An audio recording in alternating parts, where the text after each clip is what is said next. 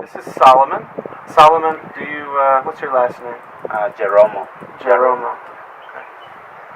Solomon used to be a student here and used to live here at Good Shepherd's Fold Children's Home.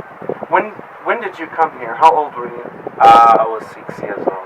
Yeah, Okay. and that was in 1998. And what grade school did you start in?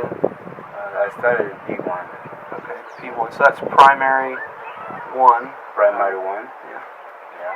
And so now, what level of school are you in? I'll call it maybe like a gap year, something like that.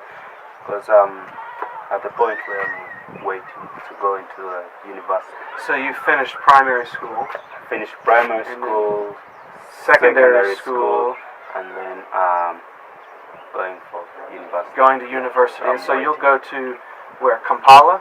Yes. That's Okay. one of the universities. They are very good for teachers, quality teachers. And so what do you want to do there? What do you want to study? I would like to study foods and nutrition, like education, how to teach pupils or students foods and nutrition. Okay, so teaching foods and nutrition.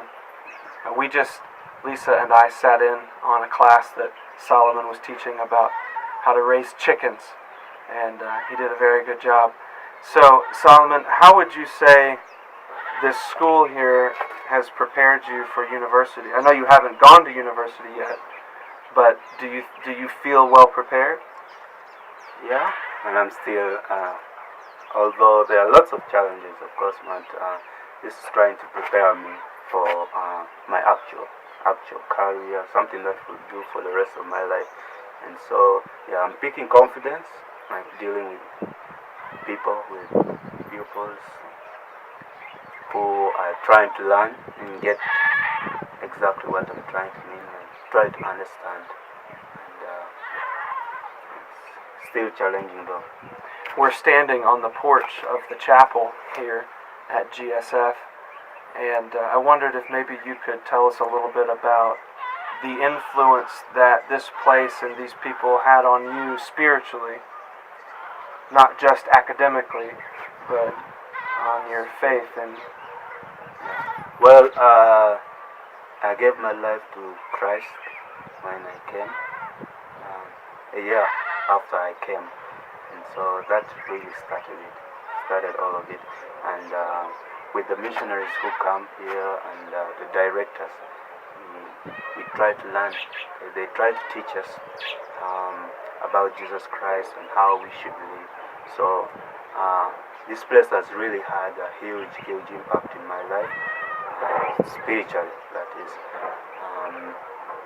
Yeah, ever since I gave my life to Christ, my life has not remained the same, and I'm still learning from them.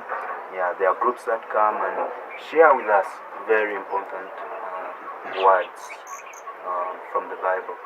So we learn how to study our Bibles, have quiet time, and, yeah, just do a personal reading of the Bible and trying to understand the Bible. So I would say this place really had a huge influence in my spiritual life, and still. yes.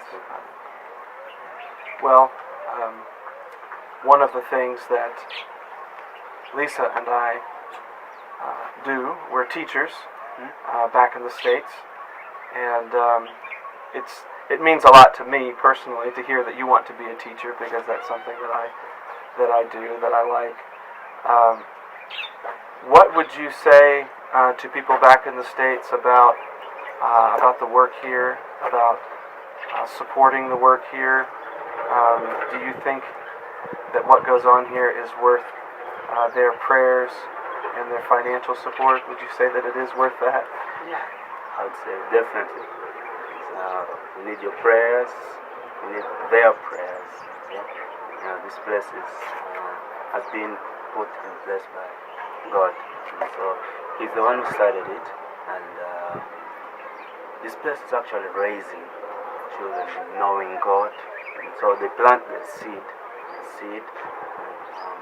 of Christ in the lives of the children. Very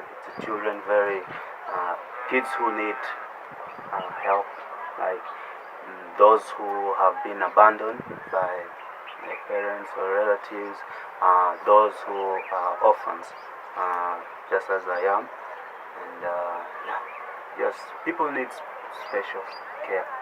Well, as Doing a good job. So we need your prayers. one of the things that's clear from Scripture as we read the Bible is that God has a special place in His heart for the widows and the fatherless, and this place is meeting the needs of many of the fatherless. And another thing that we learn from the Bible that's very clear, it's one of the last things that Jesus said when He was here on earth, is that we all are to go and make disciples. And so one of the things that is so encouraging about this place is that it's doing both. It's meeting the needs of the fatherless by making disciples, not just preaching conversion, right? But taking that young Christian and training them and teaching them over many, many years, so that by the time they graduate, like you, it's not that you know it all, but that you have been raised and you've been discipled, and now you're in a position go out and continue to go and be that next generation to teach and to disciple again. So just wanted to show the people back home one of the GSF graduates. Solomon is here during his interim period between secondary and university. He's got some time off, and he's chosen to use that time to come back here to this place that meant so much to him, and to help teach around the school until you have to go to university. So thank you for taking the time to share with us and with the people back home what this place has meant to you. Thank you.